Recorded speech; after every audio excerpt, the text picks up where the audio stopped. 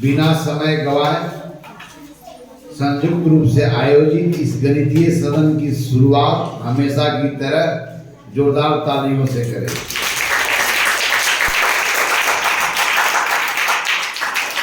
आज इस सदन में हम सब मिलकर के जिस टॉपिक्स का चयन किया है वो क्लास 8 से संबंधित है और उसका नाम क्या है? घातांक एवं घात। बहुत ही महत्वपूर्ण विषय है। तो आइए हम सब मिलकर के इस पर परिचर्चा प्रारंभ करने के पहले आपसे हमेशा की तरह यही आशा करूंगा, उम्मीद करूंगा कि सदन को सुचारू रूप से चलाने के लिए आपकी सहभागिता बहुत ही जरूरी है, आपकी सक्रियता बहुत ही जरूरी है। इसको मिला दो और तो हम लोग घातांक क्या है और घात क्या है, इस बात को समझने के पहले हम कुछ उदाहरणों को लेते हैं। कुछ उदाहरणों के द्वारा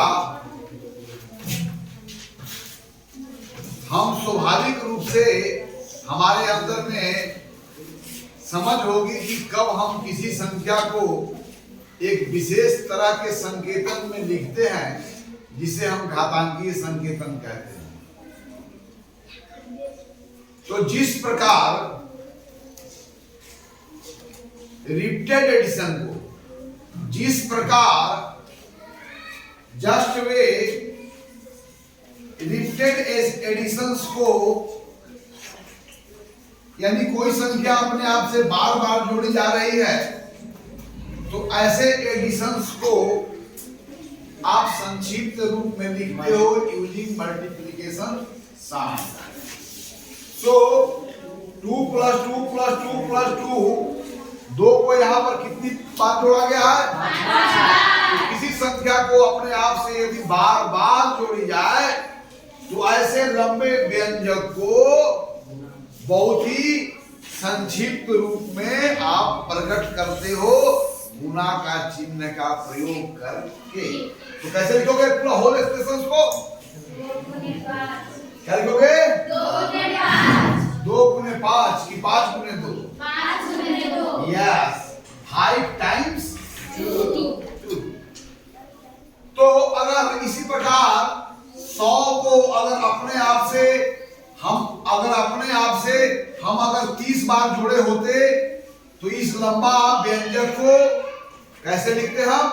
30 × 100। यस।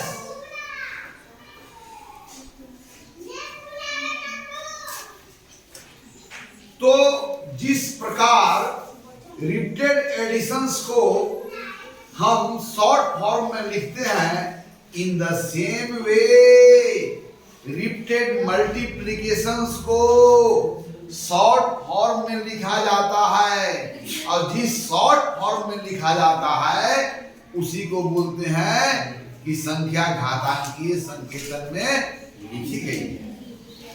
ओके,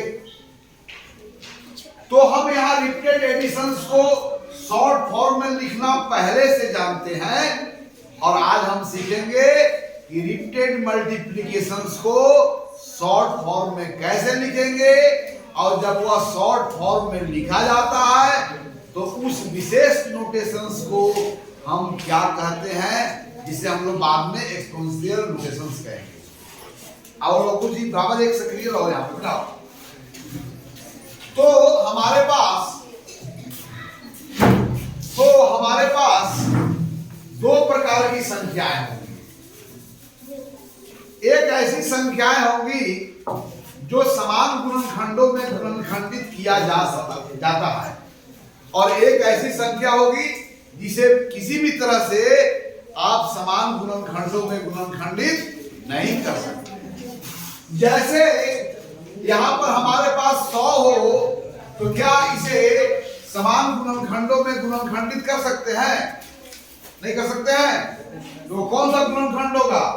10 × 10।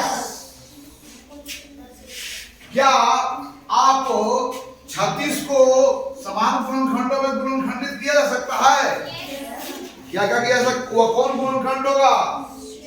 6 गुने 6। क्या हम 49 को समान गुणनखंडों में गुणनखंडित कर सकते हैं? 7 गुने 7। तो क्या हम 1000 को समान गुणनखंडों में गुणनखंडित कर सकते हैं? 10 गुने 10 गुने 10। तो क्या हम 42 को अगर समान गुणनखंडों में गुणनखंडित कर सकते हैं? 14 गुने 3 हो गया ना, और भी होगा, क्या होगा? 21 गुने 2 होगा ना। लेकिन यहाँ पर दोनों गुणनखंड समान नहीं है।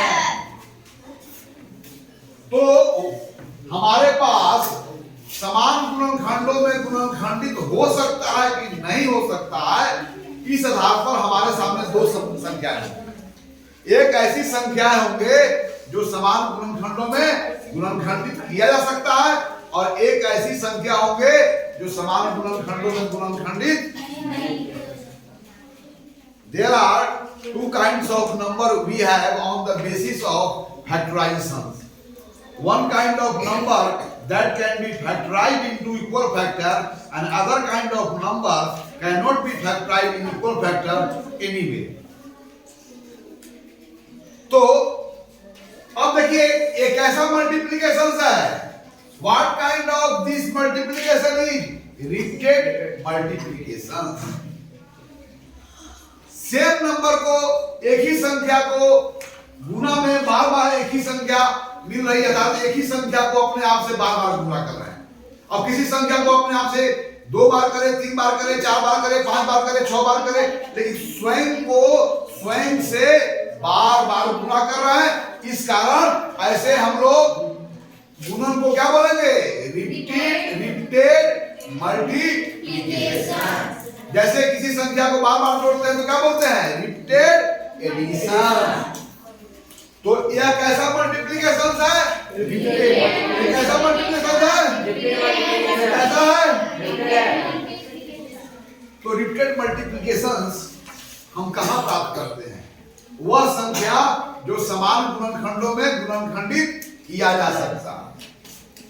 लेकिन क्या सभी संख्याओं को समान गुणनखंडों में गुणनखंडित कर सकते हो?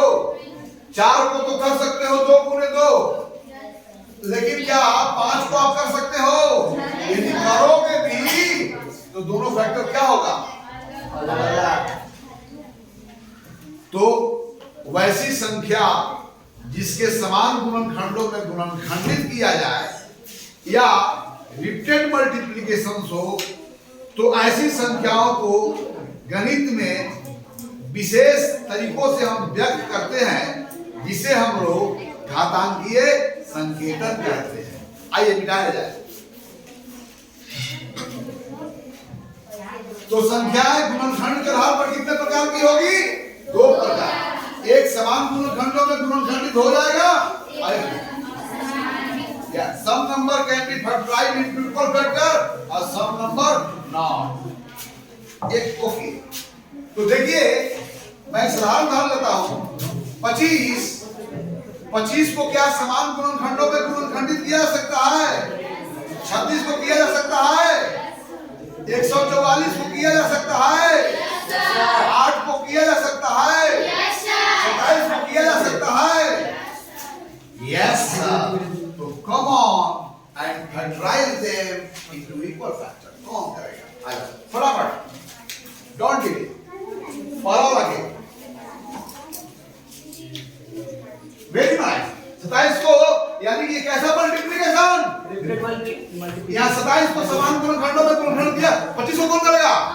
फटाफट चलो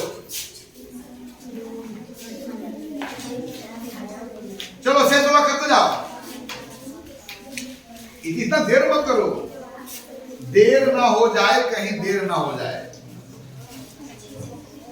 चलो नीचे वाला करो 44 को, ऐसे ना फेंको।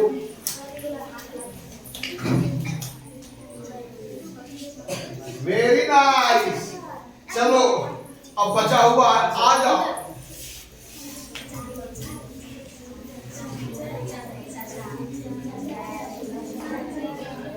तो चलो इसको 4 गुने 4 16।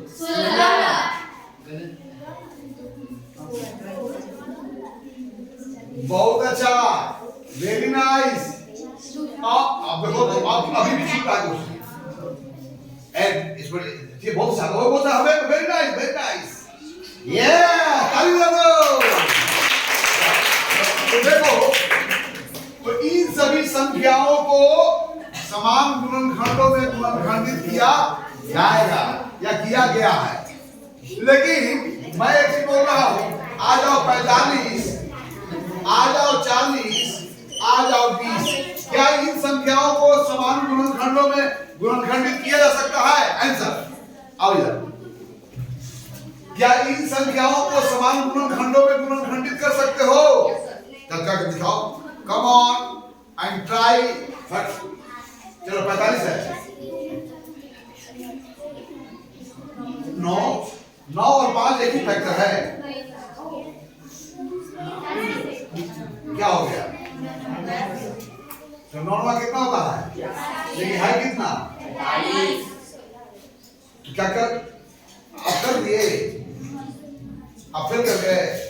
चलो चलो और कोई ऐसा है जो इसको समान गुणनखंडों में गुणनखंडित कर सकता है? क्या इन संख्याओं को समान गुणनखंडों में गुणनखंडित कर सकते हो? कोई तो होगा आप में जो कर सकता है। कौन करेगा? आओ चलो इन संख्याओं को समान गुणनखंडों में गुणनखंडित करने का प्रयास कर रही है। चलो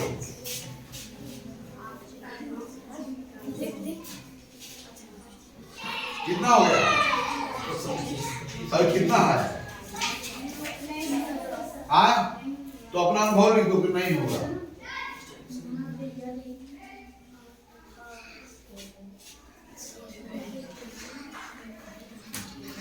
यस। क्या 40 को कोई कर सकता है? कौन कर सकता है? समान गुणनखंडों में क्या तुम्हारा क्या विचार है? लिख दो। क्या समान गुणनखंडों में 40 को गुणनखंडित किया जा सकता है? चलो 20 के बारे में क्या आइडिया है? कोई दूसरा कोई बता दे। क्या 20 को समान गुणनखंडों में गुणनखंडित किया जा सकता है? नहीं सर। अपना लिख दो आइडिया। 20 के बारे में क्या आइडिया है तुम्हारा?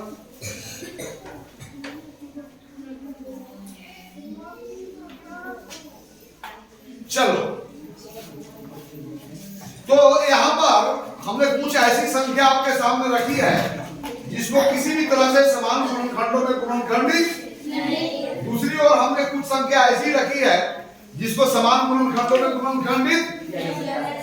आइए तो वैसी संख्या जिसके समान गुणनखंडों में गुणनखंडित किया जाता है, इस संख्याओं को एक विशेष संकेतन में लिखा जाता है जिसको हम लोग क्या कहते हैं? घातांकीय संकेतन। अब आ जाइए तो 27 को 3 गुने 3 गुने 3 के रूप में लिखा जा सकता है। तो इस रिपीटेड मल्टीप्लिकेशंस को हम शॉर्ट फॉर्म में लिखेंगे और कैसे लिखेंगे? 3 का घात 3। आप इसको कैसे लिखेंगे? 5 का घात 2। इसको कैसे लिखेंगे? 6 का घात 2। और इसको कैसे लिखेंगे? 144 को 12 का घात 2। और 8 को कैसे लिखेंगे? 2 का घात 3। ओके। तो वैसी संख्या जो समान गुणनखंडों में गुणनखंडित किया जा सके या रिपीटेड मल्टीप्लिकेशन हो, तब यहाँ इस फॉर्म में लिखते हैं। तो इस फॉर्म में लिखी गई संख्या को घातांकीय संकेतन से कहते हैं। यहाँ पर 27 को अंकों का प्रयोग करके लिखा गया है और यहाँ पर 27 को घातांकीय संकेतन में लिखा गया है। ये भी पूरा एक्सप्रेशन 27 है और ये भी क्या है? 27 है। लेकिन यहाँ 27 को जिस रूप में लिखा गया है उसका नाम क्या है? घातांकीय रूप। तब यहाँ पर 3 के पावर 3 इस सबको एक साथ क्या बोलते हैं? घात। क्या बोलते हैं हम लोग? घात। कौन आवाज कर रहा है? क्यों? तो बढ़ जाओ। अब देखो, तो यहाँ पर 36 को 6 गुने 6 के रूप में गुणनखंडित कर सकते हैं। इसलिए 36 को क्या लिखा हमने? 6 का घात 2। यह पूरा तो बोलते हैं, घात बोलते हैं, राइट? और तो यहाँ पर देखो, तो यहाँ पर रिपीटेड मल्टीप्लिकेशन में कौन सी संख्या है जो बार बार गुणनखंड के रूप में प्रकट हो रहा है? 6। तो 6 को क्या बोलेंगे? घात का आधार। क्या बोलेंगे? यानी 6 को क्या बोलेंगे? आधार। किसका आधार? बेस। ये बेस बोलेंगे, बेस ऑफ पावर। ये पूरा को बोल रहे हैं घात, तो इस घात का यह क्या है? बेस है। और इसको क्या बोलते हैं? एक्सपोनेंट। क्या बोलते हैं? घातांक। अब देखिए, तो हम लोग 1000 को कैसे लिख सकते हैं? तब इसको हम शॉर्ट फॉर्म में कैसे लिखेंगे? यहाँ पर 10 घात का आधार कहलाएगा और 3 घात का घातांक कहलाएगा। अर्थात वैसी संख्या जिसको समान गुणनखंडों में गुणनखंडित किया जाए तो वह गुणनखंड घात का आधार कहलाता है, और वह गुणनखंड गुणनखंडन में जितनी बार प्रकट होता है वह संख्या उसका घातांक कहलाता है। मिलाओ। तो हमने अब तक क्या सीखा कि वह संख्या जो समान गुणनखंडों में गुणनखंडित किया जा सकता है उनको हम संक्षिप्त रूप में प्रकट करते हैं, और उस संक्षिप्त रूप को हम लोग क्या बोलते हैं? घातांकीय संकेतन में संख्या लिखी गई है। ओके, अब चलिए मैं एक चीज दे रहा हूं।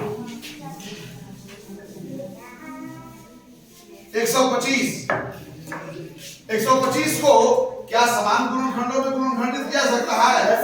और कौन गुणनखंड होगा? 5। तो 5 गुने 5। अब हम 125 को यहाँ पर 3 अंकों का प्रयोग करके लिखा है।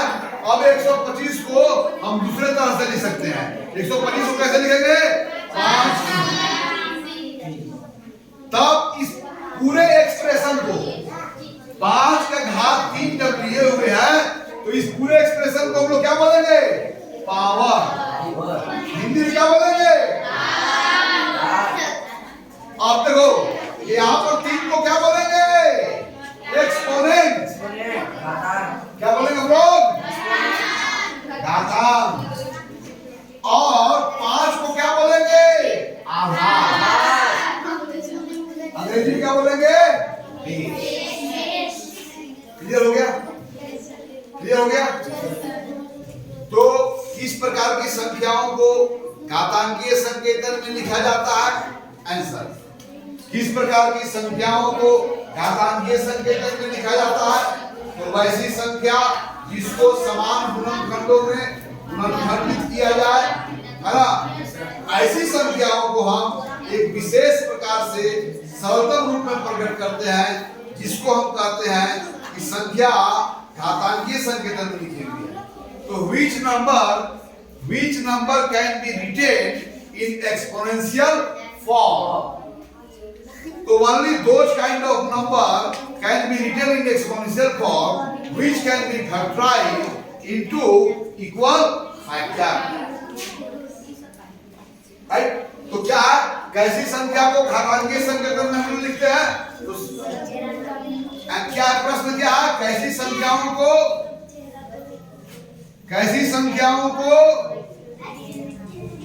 घातांकीय संकेतन में प्रकट किया जाता है? बोलो, क्या इसका उत्तर होगा? क्या उत्तर होगा भैया? बोलो, कैसी संख्याओं को हम घातांकीय संकेतन में प्रकट करते हैं? वैसी संख्याओं को जो समान गुणनखंडों में गुणनखंडित किया जा सकता है। क्लियर हो गया? जो समान गुणनखंडों में गुणनखंडित किया जा सके। जो समान गुणनखंडों में गुणनखंडित किया जाता है। क्या सभी संख्याओं को हम घातांकीय संकेतन में लिख सकते हैं? तो कैसी संख्याओं को लिख सकते हैं? गुणनखंडित किया जा सके।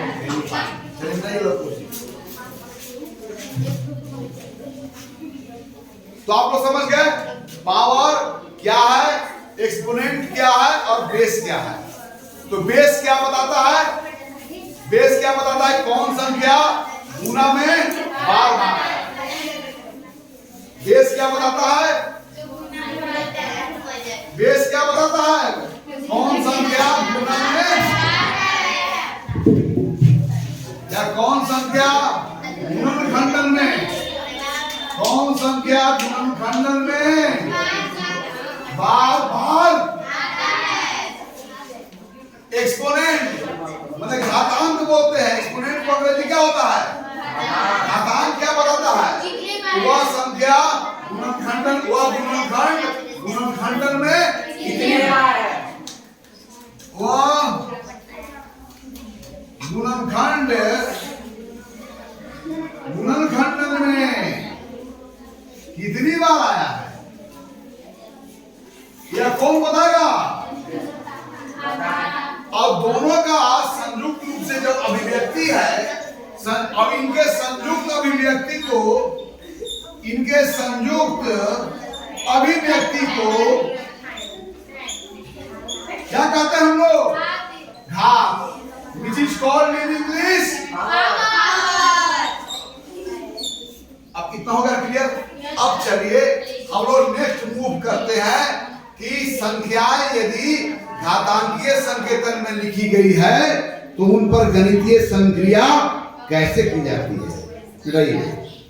Now we are going to learn how can we operate the number written in exponential form mathematically. Okay? So what kind of number can be written in exponential form? Those kind of number which can be factorized in equal factor, such numbers are written in exponential form. What does base tell? Base tells which number has written again and again in factorization. Which factor appear in factorization again and again. है ना? Exponent क्या कहता है कि how many times हुआ है, और दोनों को जो कंबाइंड एक्सप्रेशंस है that is called power. Okay, अब हम लोग क्या सीखने जा रहे हैं कि यदि संख्याएं घातांकीय संकेतन में लिखी गई है तो उस पर गणितीय संक्रिया कैसे की जाती है। अब किसी सूत्र को, सूत्र माने क्या होता है? सूत्र जो है क्या है? तो सूत्र एक पैटर्न है, सूत्र एक नियम है जो सब में देखा जाता है। संख्याएं तो अलग अलग होंगी लेकिन वह एक नियम के अनुसार वहां पर आपको रिजल्ट मिलेगा। तो वह कॉमन फैक्ट जो सब में पाया जाता है दैट इज कॉल्ड फार्मूला। चलिए, 2 को मैं 3 बार गुना किया, सॉरी 2 गुने 3 और 2 गुने 4,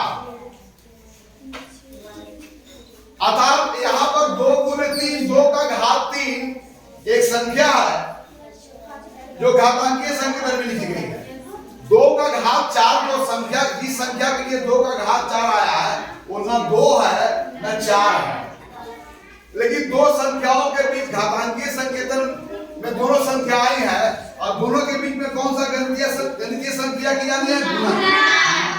तो पहले हम लोग देखें 2 का घात 3 का मतलब होता है कि 2 3 बार प्रकट हुआ है गुणनखंडन में, रिपीटेड मल्टीप्लिकेशन। और फिर इसके बाद 2 का घात 3 के लिए यहां से यहां तक, और इसके बाद गुणा का चिन्ह लगा दिया। फिर 2 का घात 2 क्या हुआ? 2 गुने 2 गुने। अब आइए इस होल एक्सप्रेशन में क्या है? एक ही संख्या 2 है जो बार बार अपने आप से दो होल एक्सप्रेशंस को अब हम लोग कैसे लिख सकते हैं? अब इस एक्सप्रेशन को शॉर्ट फॉर्म में कैसे लिखेंगे? वहां पर जाओ। 2 के घात 3 मतलब कि 2 3 बार गुना में आया है, गुने 2 4 बार आया है, तो 2 कै बार आ गया कुल? 7 बार। अब चलो देखो 3 का घात 3 का घात सब तुम बात करो वो तुम जवाब ठीक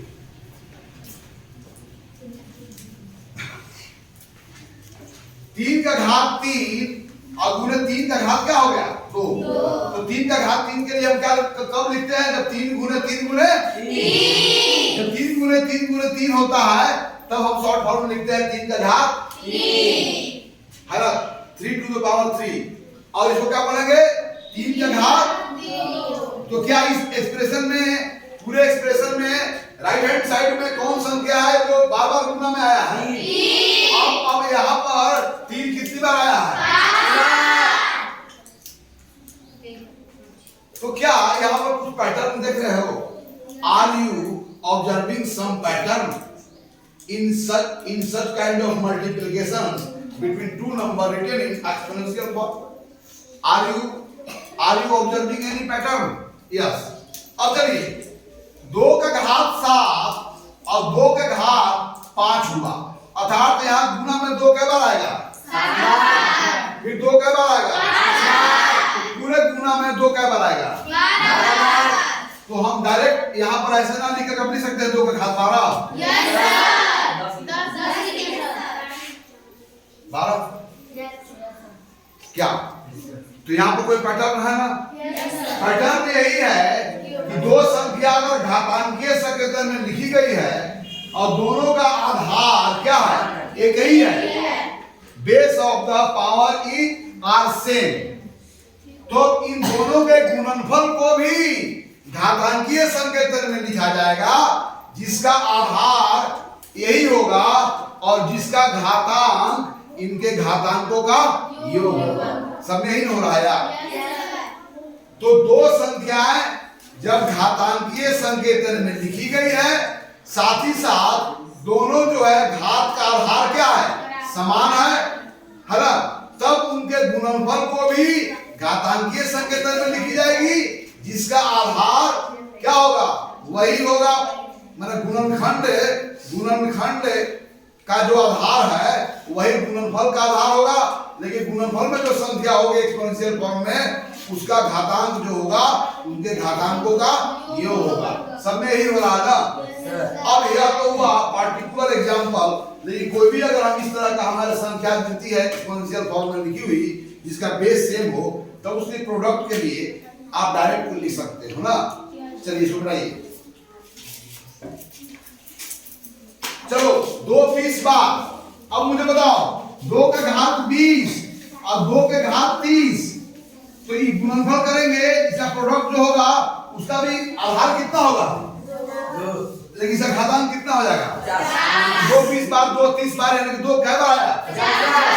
2 का घात का हो गया 50। अर्थात 2 संख्या जब घातांकीय संकेतन में लिखी गई हो और उनका आधार भी क्या हो? बराबर हो, तो उनके गुणनफल को भी घातांकीय संकेतन में लिखा जाता है, जिसका आधार गुणनखंड का आधार होता है और जिसका घातांक गुणनखंडों के घातांक का योग होता है। तो यहाँ पर ऐसे लिख रहा है a to the power m, क्या पढ़ेंगे?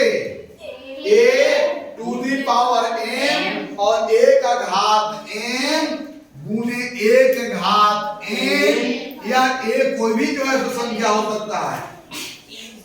a के घात m गुने a के घात क्या हुआ? m। तो इसको क्या लिखेंगे? a के घात m प्लस m। अर्थात यहाँ पर 2 संख्याओं के बीच गुना की जानी है और वैसे संख्याओं के बीच में गुना की जानी है जो घातांकीय संकेतन में लिखी गई है, और दोनों घातांकीय संकेतन में लिखी गई है तो दोनों का आधार भी क्या है? सेम है।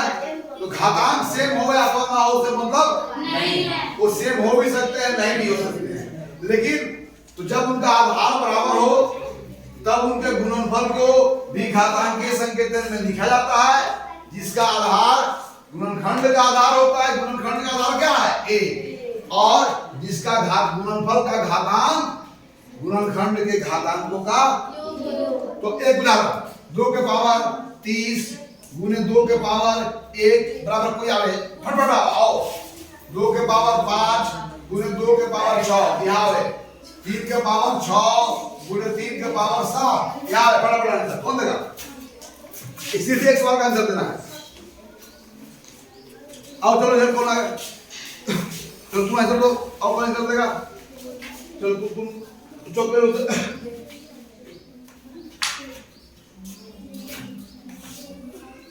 हो गया ना? ठीक, ओके, आप समझ गए ना? Yes sir. अब इसको किया जाए। तो यहाँ पर क्या समझे कि दो संख्याएं के बीच में गुणा की जा रही हो और जो संख्या घातांकीय संकेतन में लिखी गई हो और दोनों का आधार बराबर हो तो गुणनफल को भी घातांकीय संकेतन में लिखा जाता है, जिसका आधार गुणनखंड का आधार होगा और जिसके घातांक गुणनखंडों के घातांक का योग होगा।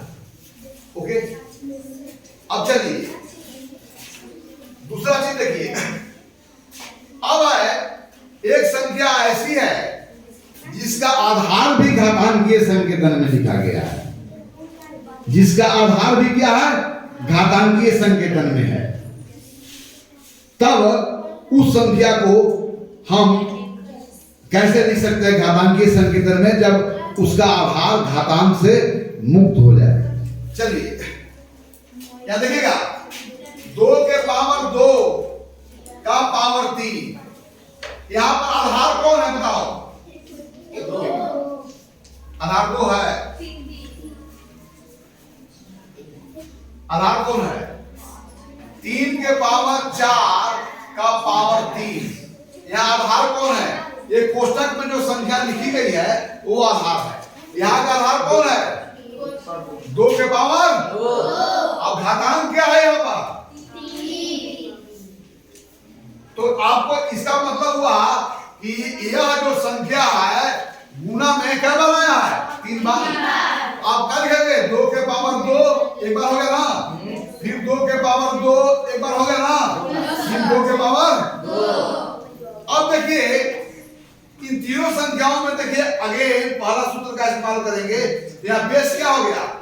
सबका बेस क्या है? 2। तो इसको हम कैसे लिखेंगे? 2 के पावर 6। 2 के पावर 2 का पावर 3 कितना हो गया? 2 के पावर 6। पैटर्न में ध्यान करना, पैटर्न। 3 के पावर 4 के पावर 3 माने आधार है 3 के पावर 4 और यह क्या बार आएगा? 3 बार आ गया ना। सब इसको कैसे लिखेंगे? 3 के पावर 4 3 के पावर 4 3 के पावर 4 3 के पावर 12 3 के पावर 12।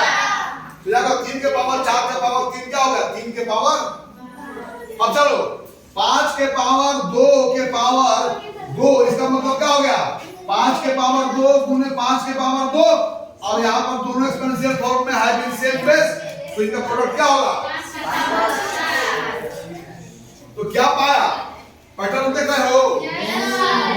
2 के पावर 2 के पावर 3 है, तब नया जो घातांकीय संकेतन में हो जाएगा उसका आधार 2 हो जाएगा और घातांक कितना हो जाएगा? 3 गुना 2 6।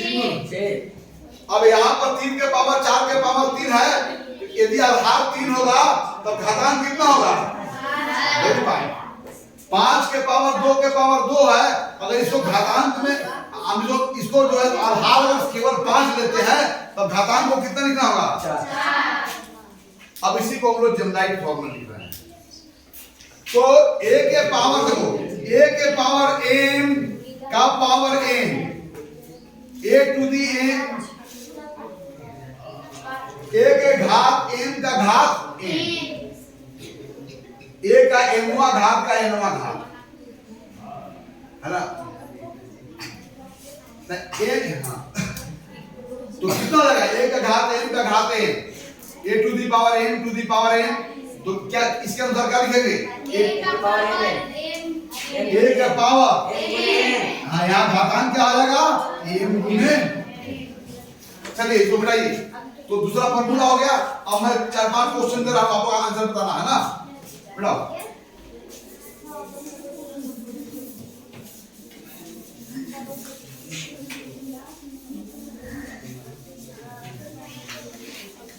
चलो अब आ जाओ यहां पर। 2 के घात 8, 3 के घात 2 का घात 5, 4 के घात 3 का घात 2, 5 का घात 1 का 5 का घात 1 का घात 2, 6 का घात 2 का घात 3, 4 to the power 3 to the power 2, 3 to the power 2 to the power 5, 2 to the power 2 to the power 8। क्या हम लोग है ना, यहाँ पर 2 शब्द आएगा है ना, तीसरा घात और तीसरा मूल। इसको हम ऐसे पढ़ सकते हैं 3 का दूसरा घात का 5वां घात, 2 के दूसरा घात का 8वां घात, 4 के तीसरा घात का दूसरा घात है ना।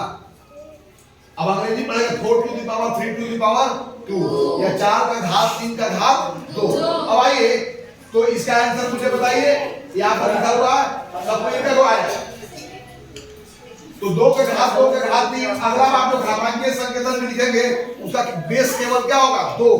जब हम बेस 2 बनाएंगे तब क्या घातांक होगा, जब बेस 3 बनाएंगे तब क्या घातांक होगा, जब बेस 4 बनाएंगे तब क्या घातांक होगा। यहाँ पर बेस ऑलरेडी घातांकीय संकेतन में लिखा हुआ है, तो बेस को घातांकीय संकेतन से मुक्त करना है। कौन आएगा, आ जाओ एक का आंसर, आ जाओ एक का आंसर। अब कोई आएगा, आ जाओ आप क्या करो, चलो तुम्हारा आओ जल्दी से।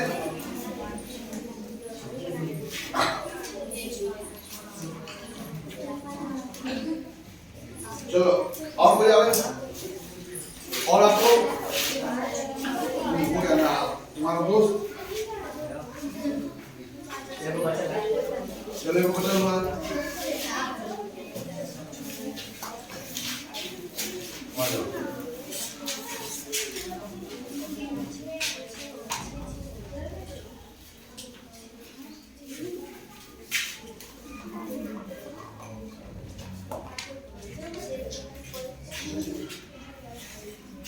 बहुत अच्छा, वेरी नाइस, बहुत अच्छा।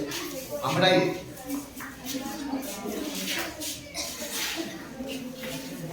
अब चलिए तीसरा चीज फटाफट। चलिए 1 के घात 5 सॉरी 2 के घात 7 में आप 2 के घात 2 से भाग देना है, अर्थात 2 संख्या है घातांकीय संकेतन में लिखी गई है जिसका आधार बराबर है और इन संख्याओं में भाग दी जानी है। तो क्या इसके भागफल को भी घातांकीय संकेतन में लिखा जा सकता है? हाँ, जब भाज्य और भाजक घातांकीय संकेतन में हो, दोनों का आधार बराबर हो, तो उस भागफल को भी घातांकीय संकेतन में लिखा जाता है जिसका आधार भाज्य और भाजक का आधार होता है, लेकिन इनका घातांक उनके घातांकों के अंतर के बराबर होता है। कैसे होता है जरा इसको देखें। 2 के घात 7 गुणे 2 का घात 2 है, तो इसको भिन्न के रूप में लिख सकते हो। तो 2 के घात 7 बटा क्या हो गया 2 के घात 2। अब 2 के घात 7 का मतलब क्या हो गया 2 गुणे 2 गुणे 2 गुणे 2 गुणे 2 गुणे 2 गुणे 2। अभी जब क्या हो जाएगा 2 गुणे 2। तो ऐसे भिन्नों को आप ऐसे भिन्नों को जब सरलतम रूप में लिखोगे या भाग की क्रिया करोगे तो सेम फैक्टर का क्या करते हो कैंसिल आउट करते हो कि नहीं करते हो। तब यहाँ पर जो भागफल हुआ उसको भी घातांकीय संकेतन में लिखा जा सकता है। और यहाँ पर आंसर क्या लिखेंगे 2 के घात 5। देखिए जरा फिर 4 के घात 6 और बटा 4 के घात 2, तो निश्चित है कि 4 6 बार आया है। क्या बार आया 4 1 2 3 4 5 और 6 और नीचे जो है भाजक में 4 कई बार आया 2 बार। 2 सेम फैक्टर कैंसिल आउट होगा ना। तो ये बचा हुआ अभी तो रिपीटेड मल्टीप्लिकेशन है, तो कैसे लिखोगे? 4 का घात 4 देखो जरा 5 हो गया है। अरे तू कितना हो गया बोलो? 4 कितना है बोलो? आज 4 के पावर 4 4 को बचा हुआ है 1 2 6 बार 1 2 3 4 5 और 6 अब बन गया ना 4 हो गया ना। तो क्या जब दो संख्याओं के बीच में भाग दी जानी हो, जिसमें भाज्य और भाजक दोनों घातांकीय संकेतन में हो और दोनों का आधार बराबर हो, तो क्या उस भागफल को घातांकीय संकेतन में लिखा जाता है? हाँ। अब भागफल को घातांकीय संकेतन लिखा जाएगा तो आधार भी क्या होगा? वही होगा। और इनका घातांक में घातांकों का अंतर।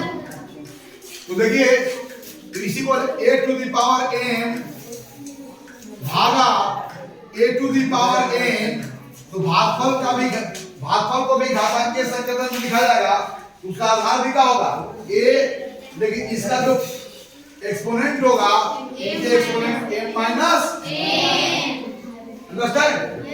चलिए आइए सब फटाफट 3 का घात 20 भागा 3 का घात 5, 4 का घात 30 भागा 4 के घात 3, 6 के भागा 100 भागा 6 के भागा 6 के घात 25,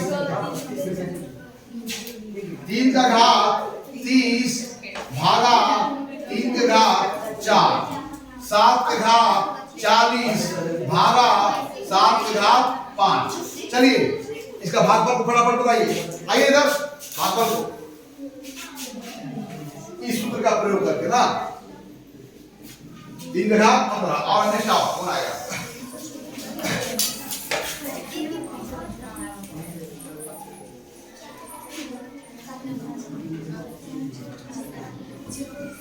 वेरी फाइन ऑफ हो जाओ।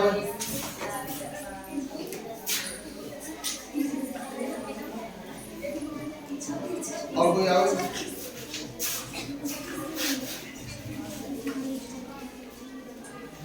Very fine.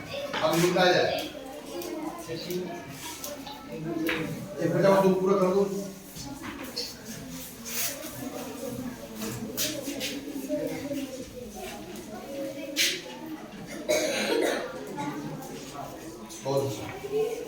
अब चलिए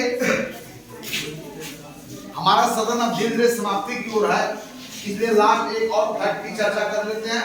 इसके बाद हम लोग पूरा संग्रहित करेंगे सदन को, इसके बाद आपका सदन स्थगित हो जाएगा। अब ध्यान दो, कोई यहां तक तो हम लोग समझे 5 का घात 1 माने गुना में 5 एक बार आया, 5 के घात 4 मतलब गुना में 5 4 बार आया, लेकिन 5 के घात 0 का क्या मतलब होगा? अर्थात कोई आधार शून्य से भिन्न हो, डिफरेंट फ्रॉम 0 हो और उसका जो है एक्सपोनेंट 0 हो, तो वो उसका क्या मतलब होगा? इस बात को समझिए। चलिए यहां देखिए 6 का घात 1 का मतलब क्या हो गया? गुना में 6 क्या बनाया है? 6 के घात 2 का मतलब क्या हो गया? 6 गुने 6 का घात 3 का मतलब क्या हो गया? राइट। तब 6 के घात 0 का क्या मतलब होगा? यस। 5 के घात 1 के मतलब को समझते हैं, गुना में 5 एक बार आया है। 5 के घात 2 के मतलब हुआ कि 5 2 बार गुना में लिखा जा सकता है। 5 के घात 3 मतलब 5 को गुना में 3 बार लिखा जा सकता है। लेकिन 5 के घात 0 का क्या मतलब होगा? अर्थात कोई संख्या घातांकीय संकेतन में लिखी गई है जिसका आधार नॉन जीरो हो और उसका एक्सपोनेंट 0 हो, तो उसका क्या मतलब होता है? कौन सी संख्या को वह रिप्रेजेंट करता है? इस बात को समझे। But after observing the pattern, बेटा छोड़ दो, चलो 6 के घात 3, 6 के घात 2, 6 के घात 1 और 6 के घात 0 क्या आ जाओ? 5 के क्या है? 5 के घात 1 नहीं, 5 के घात 3, 5 के घात 2, 5 के घात 1 और 5 के घात 0। चलिए यहां देखिए यहां से हम एक्सपोनेंशियल फॉर्म में जो संख्याएं लिखी गई है हम घटते क्रम में लिखे हैं, लेकिन सबका आधार क्या है 6 और इनका एक्सपोनेंट क्या है एक एक कम होता चला गया ना। चलिए अब यहाँ पर कौन सी संख्या प्राप्त होगी, पहले यहाँ तक जो संख्याएं प्राप्त होते हैं उसके बीच में पैटर्नों को हम जांच करेंगे। तो 6 का घात 3 में कितना हो गया, अब कितना होता है 6 के 36 अच्छा 18 और 3। अब देखो 6 का घात 3 है तो 16 और 6 का घात 2 हो गया, यानी कि एक्सपोनेंट में 1 की कमी आ गई, तो 6 का घात कितना हो गया। अब देखिए पावर में जब हम 1 का कमी करते हैं, पावर में जब हम 1 का कमी करते हैं तो यहाँ पर जो संख्या प्राप्त हो रहा है पूर्व संख्या का कौन सा भाग हो जाता है, छठा भाग। अब यहाँ पर हम 1 का कम कर दिए, इसका छठा भाग क्या होगा 1। तो निश्चित है कि 1 से 1 कम 0 है, तो यहाँ पर जो वैल्यू प्राप्त होगा इसका छठा भाग होगा और 6 का छठा भाग क्या होगा 1। यानी 6 के पावर 0 बराबर क्या हो गया 1। अब चलिए 5 के लिए भी देखिए 5 गुने 5 गुने 5, तो 5 के घात 3 की संख्या को रिप्रेजेंट करता है 125। अब पावर अब एक्सपोनेंट में 1 का कमी कर दिए, बेस वही है, तो यहाँ पर कितना हो गया 20। इसका कौन सा भाग हो गया 5वां भाग। अब 1 और कम कर दिए तो 25 से 5वां क्या होता है। तो निश्चित है कि 1 से 1 कम 0 है, तो यहाँ पर जो संख्या प्राप्त होगा इसका 5th होगा और 5 का 5वां कितना होता है। तो कहने का मतलब हुआ कोई भी संख्या a हो जो 0 के बराबर नहीं हो, यानी कि बेस में जो संख्या लेंगे वो 0 के बराबर नहीं है और उस पर अगर हम 0 पावर को जोड़ाते हैं तब इसका वैल्यू सदैव क्या होगा 1। क्या होगा 1। चलिए अंडरस्टैंड, यानी कि बेस क्या हो डिफरेंट फ्रॉम 0 और उसका एक्सपोनेंट 0 हो तो उसका वैल्यू हमेशा 1। देखा ना यहाँ पर, चलिए बताइए इसको। तो इस पर 2-3 सवाल देते हैं, अब इसके बाद फिर सदन को स्थगित करेंगे। उसे करने के पहले जितनी चर्चा हुई है उसको संक्षिप्त रूप में एक बार बोल देंगे। चलिए 2 के घात 0, 10 के घात 0, 5 के घात 0, 6 के घात 0, 8 के घात 0, 9 के घात 0। चलो आंसर आगे दो सब पढ़ लो बस, बाकी लोग को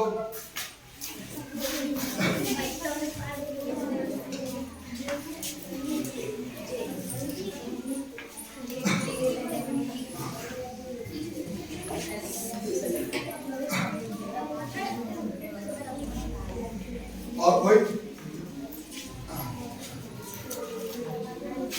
बहुत अच्छा।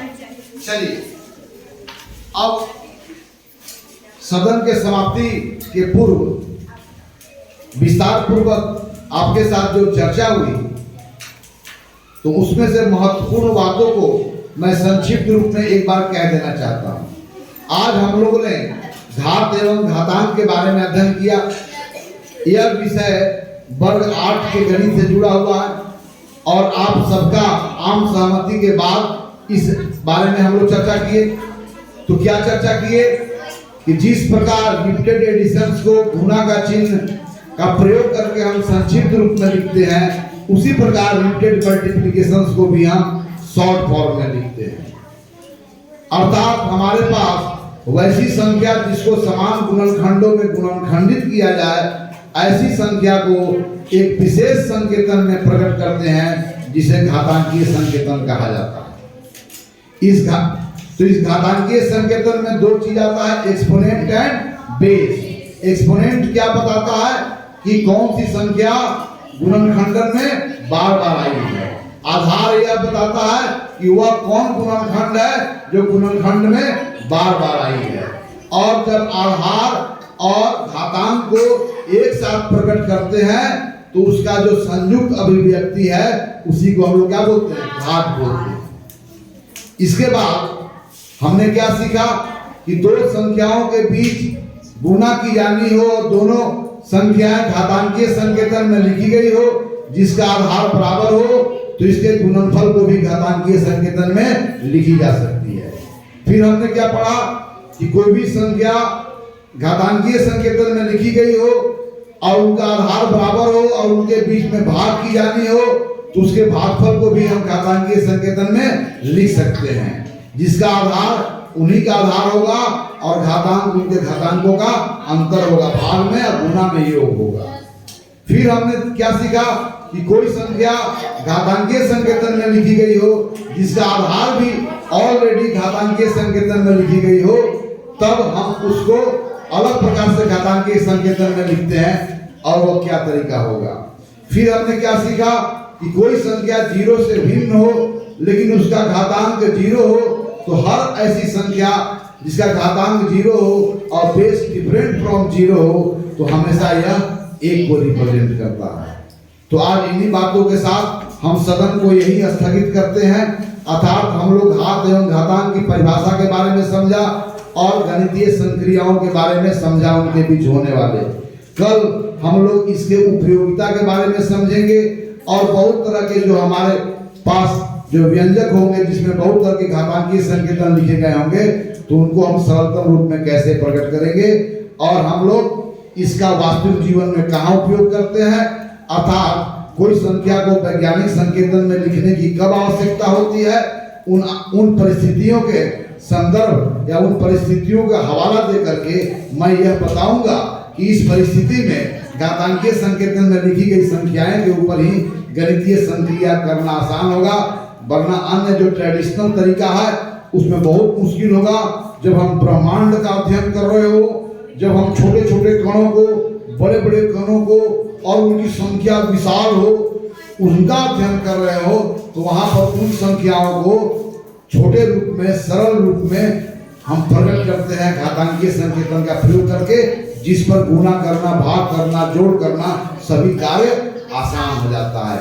चलिए आज यहीं पर मैं आपको छोड़ता हूँ, फिर अगले सदन में आपके साथ मेरी मुलाकात होगी लेकिन नए विषयों को लेकर।